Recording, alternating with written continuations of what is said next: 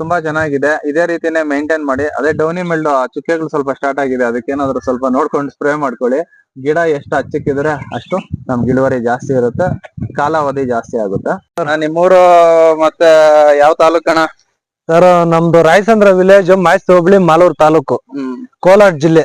Okay ಅಣ್ಣ, ಹೀರೆ ಬೆಳೆ ರೋಡಲ್ಲಿ ಹೋಗ್ತಾ ಇದ್ರೆ ಒಂದು ಅಟ್ರಾಕ್ಟಿವ್ ಆಗಿ ಚೆನ್ನಾಗಿ ಕಾಣಿಸ್ತಾ ಇತ್ತು, ಅದಕ್ಕೋಸ್ಕರ ಒಂದು ಇಂಟರ್ವ್ಯೂ ಮಾಡೋಣ ಅಂತ ಬಂದೆ. ಅಣ್ಣ, ಹೀರೆದಲ್ಲಿ ಫಸ್ಟ್ ಬಂದು ತಳಿ ಮುಖ್ಯ ಇರ್ತದ ಅಣ್ಣ. ನೀವು ಸೆಲೆಕ್ಟ್ ಮಾಡ್ಕೊಂಡಿರೋ ತಳಿ ಯಾವ್ದಣ್ಣ? ಸರ್ ನಾವಿ ಅಪ್ಪನ್ನ.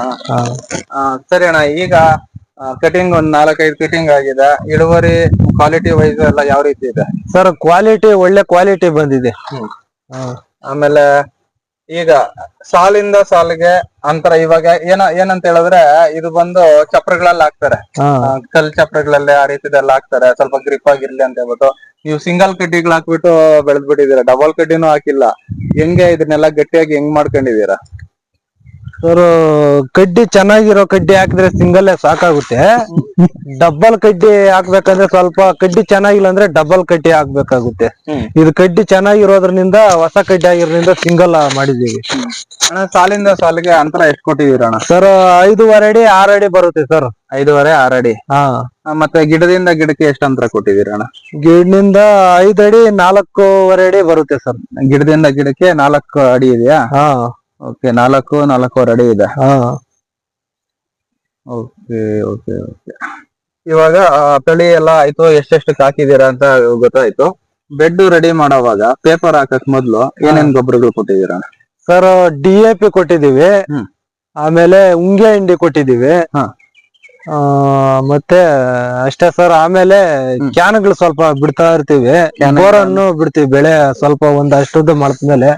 ಬೋರನ್ ಕ್ಯಾನ್ಗಳು ಅಂತ ಹೇಳಿದ್ರೆ ಯೂಮಿಕ್ ಆಸಿಡ್ ಯಾವ 5 ಲೀಟರ್ ಕ್ಯಾನ್ ಬರ್ತದಲ್ಲ? ಹೌದು ಸರ್.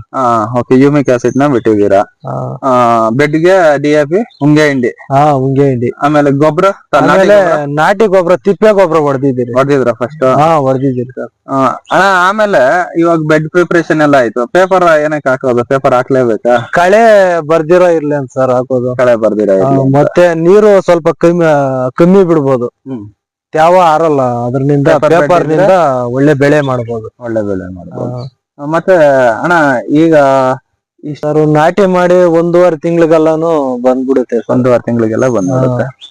ಮತ್ತೆ ಕ್ವಾಲಿಟಿ ನೋಡೋದಾದ್ರೆ ಒಂದ್ ಸ್ವಲ್ಪ ಕೊಯ್ದು ಬಿಟ್ಟಿದ್ರ ಬೆಳಗ್ಗೆ ಎಲ್ಲ ಉದ್ದ ಇವತ್ತು ಮಾಲೂರು ಸಫಲ್ಗೆ ಹೋಗಿದೆ ಸರ್. ಇದು ಕಟಾವ್ ಮಾಡಿದ್ದಾರೆ ಮಾಲೂರು ಸಫಲ್ಗೆ. ಸಫಲ್ಗಳಿಗೇನೆ ಹಾಕೊಂಡೋಗಿ ಅಲ್ಲೇ ಕಮಿಷನ್ ಏನು ಇಲ್ಲ, ಎತ್ಕೊಂಡೋಗಿ ಹಾಕ್ಬೋದು ಕಂಪ್ನಿಗಳಿಗೆ. ಕಂಪ್ನಿಗಳಿಗೆ. ಇವಾಗ ರೇಟ್ ನೋಡೋದಾದ್ರೆ ಏನಿದೆ ಸರ್? ಇವಾಗ ಈ ವಾರಕ್ ಮುಂಚೆ 40 ರೂಪಾಯಿ ಇತ್ತು, ಈಗ 20 ರೂಪಾಯಿಗೆ ಡೌನ್ ಆಗಿದೆ. ಅಣ್ಣ, ಇನ್ನ ಇದ್ರಲ್ಲಿ ಬರೋ ಅಂತ ರೋಗಗಳು ಯಾವ್ದಾವ್ದಣ್ಣ? ಸರ್ ಅದೇ ಗೀರುಳ ಅಂತಾರಲ್ಲ, ಕೆರೆ ಹುಳ, ರಂಗೋಲಿ ನೋಡಿ ಸರ್, ಇದು ಜಾಸ್ತಿ ಬರುತ್ತೆ ಇವಾಗ ಈ ಕ್ಲೈಮೇಟ್ ಅಲ್ಲಿ. ಇನ್ನೇನು ಅಷ್ಟು ಹೇಳ್ಕೊಳೋ ರೋಗ ಏನು ಬರಲ್ಲ, ರೋಗ ಏನಿಲ್ಲ. ಕಾಯಿಗಳಿಗೆ ಊಜಿಗಳು ಸ್ವಲ್ಪ ಕಮ್ಮಿ ಇವಾಗ. ಈ ಕೊರ್ ಬೀಳ್ತಾ ಇದೆಯಲ್ಲ, ಅದರಿಂದ ಸ್ವಲ್ಪ ಹುಳ ಎಲ್ಲ ಕಮ್ಮಿನೇ ಈಗ. ಊಜಿಗಳೇನು ಕಚ್ಚಿಲ್ಲ ಈ ಸರಿ ಸ್ವಲ್ಪ ಕಮ್ಮಿ ಸರ್. ಬೇರೆ ಸೀಸನ್ ಅಲ್ಲಿ ಊಜಿ ಎಲ್ಲ ಹೊಡೆಯುತ್ತೆ, ಈಗ ಕಮ್ಮಿ. ಇವಾಗ ಏನು ಅಷ್ಟೊಂದು ಊಜಿ ಎಲ್ಲ ಈಗ ಒಳ್ಳೆ ಇಳುವರಿ ಬರುತ್ತೆ ಈ ಸೀಸನ್ ಅಲ್ಲಿ. ಇಳುವರಿ ಬರುತ್ತೆ. ಕೆಲವೊಬ್ರು ಚಳಿಗಾಲದಲ್ಲಿ ಗಿಡನೇ ಮಾಡಕ್ ಆಗಲ್ಲ ಅಂತಾರೆ, ಅವ್ರಿಗೆ ಸರ್ ನೋಡಿದ್ರೆ ಈ ಕ್ಲೈಮೇಟ್ ಅಲ್ಲಿ ಔಷಧಿನೂ ಕಮ್ಮಿನೇ. ಬೇರೆ ಕ್ಲೈಮೇಟ್ ಅಲ್ಲಿ ಔಷಧಿ ಜಾಸ್ತಿ ಕೇಳುತ್ತೆ. ಅಲ್ಲ, ಇವಾಗ ಔಷಧಿ ಬಂದಾಗ ಎಷ್ಟು ದಿನಕ್ಕೊಂದ್ಸಲಿ ಹೊಡಿತೀರಾ? 8 ದಿವ್ಸಕ್ಕೊಂದ್ಸರಿ ಕಂಟಿನ್ಯೂ ಮಾಡ್ತಾ ಇರ್ಬೇಕು. 8 ದಿವ್ಸಕ್ಕೊಂದ್ಸರಿ ತೊಂದ್ರೆ ಇರ್ಲಿ ಇಲ್ದೆ 8 ದಿವ್ಸಕ್ಕೊಂದ್ಸರಿ ಹೊಡಿತಾ ಇರ್ಬೇಕು ಔಷಧಿ. ಅಣ್ಣ, ನೀವು ಯೂಸ್ ಮಾಡೋಂತ ಈ ಔಷಧಿಗಳೇನಾದ್ರು ಹೇಳ್ತೀರಾ?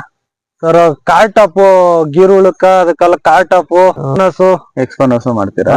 ಗೇಜಿಯಾ, ಗ್ರೇಸಿಯಾ, ಅದೆಲ್ಲ ಯೂಸ್ ಮಾಡ್ತೀವಿ ಸರ್. ಅದೆಲ್ಲ ಯೂಸ್ ಮಾಡ್ತೀರಾ? ಮತ್ತೆ ಇದು ಪ್ಲತಾರ ಹುಳುಗಳಿಗೆ ಪ್ಲತಾರನು ಹೊಡಿತೀವಿ. ಪರವಾಗಿಲ್ಲ ಅಣ್ಣ, ತುಂಬಾನೇ ನೀಟಾಗಿ ಮೇಂಟೈನ್ ಮಾಡಿದೀರಾ. ಈಗ ಇಲ್ಲಿವರೆಗೂ ಎಷ್ಟು ಕೊಯ್ಲು ಆಗಿದೆ ಸರ್? ಈಗ 5 ಕೊಯ್ಲಾಗಿದೆ. 5 ಕೊಯ್ಲು. ಇಳುವರಿ ಅಂದ್ರೆ ಎಷ್ಟು ಕೆಜಿ ಕೊಯ್ದಿದ್ದೀರಾ ಸರ್? ಒಂದು 2000 ಕೆಜಿ, 1500 ಕೆಜಿ. ಅಷ್ಟವರೆಗೂ ಎಷ್ಟು ವಿಸ್ತೀರ್ಣದಲ್ಲಿ ಹಾಕಿರೋದಣ್ಣ ಇದು? ಸರ್ ಇದು 1.25 ಎಕರೆ ಬರುತ್ತೆ ಸರ್. 1.25 ಎಕರೆ. ಓಕೆ. ಎಷ್ಟು ಹೇಳಿದಣ್ಣ? 1 ಟನ್ ಮೇಲೆ ಕೊಯ್ದಿದ್ದೀರಾ? ಕೊಯ್ದಿದೀವಿ ಸರ್. ಸೂಪರ್ ಅಣ್ಣ. ಎಷ್ಟು ಇಳುವರಿ ಏನೋ. ಹಂಗೆ ಬನ್ನಿ ಅಣ್ಣ, ಮಾತಾಡ್ಕೊಂಡು ಹೋಗೋಣ.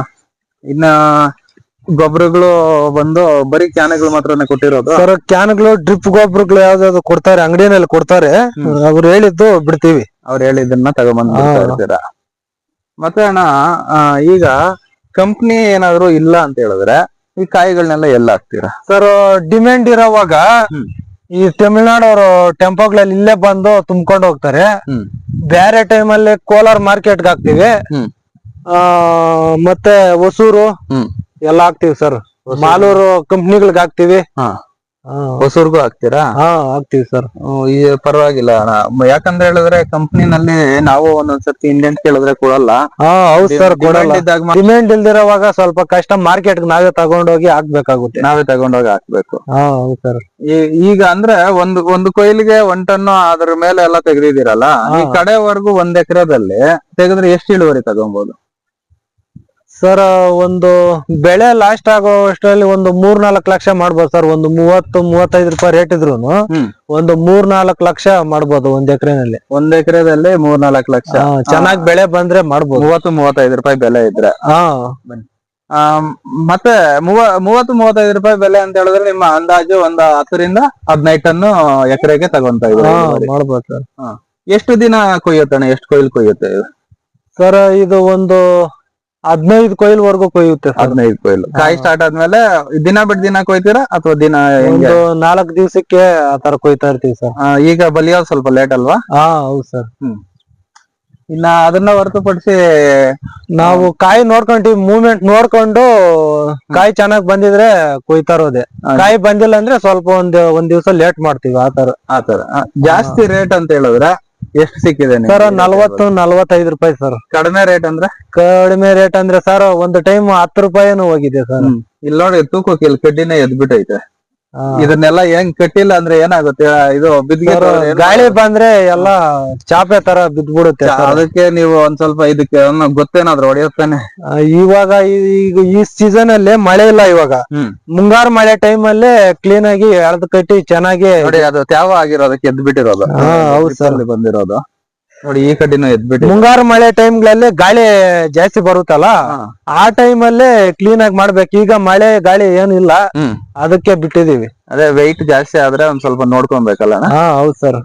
ಇನ್ನ ಅದನ್ನ ಬಿಟ್ರೆ ಮೈನು ಏನಪ್ಪಾ ಅಂತ ಹೇಳಿದ್ರೆ ಊಜಿ ಸಮಸ್ಯೆ ಇರ್ತದಲ್ಲ, ಊಜಿಗೆ ಟ್ರಾಪ್ಗಳು ಏನಾದ್ರು ಕಟ್ಟಿದೀರಾ ಸರ್? ಅದ್ಯಾವ ಕವರ್ಗಳು, ಯೆಲ್ಲೋ ಕಲರ್ ಗಮ್ ಶೀಟ್ಗಳು ಹಾಕಿದೀರಾ? ಕವರ್ಸ್ ಕಟ್ಟಿದೀವಿ ಸರ್. ಕಟ್ಟಿದೀರಾ? ಇಲ್ಲೆಲ್ಲೂ ಕಾಣಿಸ್ತಾ ಇಲ್ಲ. ಆ ಕಡೆ ಕಟ್ಟಿದೀವಿ ಸರ್. ಊಜಿ ಸಮಸ್ಯೆ ಆಯ್ತು. ಈಗ ಈ ತರ ಚುಕ್ಕೆ ಬರ್ತದಲ್ಲ ಎಲೆಗಳ ಮೇಲೆ, ಈ ತರ ಚುಕ್ಕೆ ಬಂದಾಗ ಇದಕ್ಕೆ ಏನಂತಾರೆ? ಮತ್ತೆ ಇದಕ್ಕೆ ಏನ್ ಸ್ಪ್ರೇ ಮಾಡ್ತೀರಾ? ಏನಾದ್ರು ಒಂದು ಐಡಿಯಾ ಸರ್? ಇದಕ್ಕೆ ಆಕ್ರೋಬೇಟು, ಮೆಂಟ್ಲೆಕ್ಸೆಲ್, ಯಾವ್ಯಾವ ರೋಗ ಔಷಧಿಗೆ ಅದಕ್ಕೆ ಅಂತ ತಗೊಂಡು ಹೋಗ್ತೀರಾ. ಗಮನಿಸೋದಲ್ಲ ಸ್ನೇಹಿತರ, ಡೌನಿ ಮೆಲ್ಡೋ ಅಂತ ಬಂದಾಗ ನಿಮ್ಗೆ ಗೊತ್ತಿರುತ್ತೆ, ಎಲೆ ಬಂದು ಬೇಸಿಕಲಿ ಸ್ಟಾರ್ಟ್ ಆಗುತ್ತೆ ಚಿಕ್ಕ ತರ, ಆಮೇಲೆ ಬಂದು ಎಲೆ ಪೂರ್ತಿ ಹಳದಿ ಬಣ್ಣಕ್ಕೆ ಚೇಂಜ್ ಆಗುತ್ತೆ. ಸೊ ಇದನ್ನ ಹತೋಟಿಯಲ್ಲಿ ಇಟ್ಕೊಳ್ಳೋದಕ್ಕೆ ಅವರು ಬಳಕೆ ಮಾಡೋದು ಬಂದು ಆಕ್ರೋಬ್ಯಾಟ್ ಮತ್ತೆ ಮೆಟ್ಲಾಕ್ಸಿಲ್ ಇಂತ ಒಂದು ಫಂಗಿಸೈಡ್ಸ್ ನ ಬಳಕೆ ಮಾಡ್ಕೊಂತಾರೆ. ರಾಡಾಮಿಲ್ ಗೋಲ್ಡ್, ಇದನ್ನೆಲ್ಲ ಯೂಸ್ ಮಾಡ್ಕೊಂತೀರಾ. ಇದನ್ನ ಬಿಟ್ರೆ ಇನ್ನೇನಪ್ಪ ಮೈನ್ ವಿಚಾರ? ಇನ್ನೇನಣ್ಣ?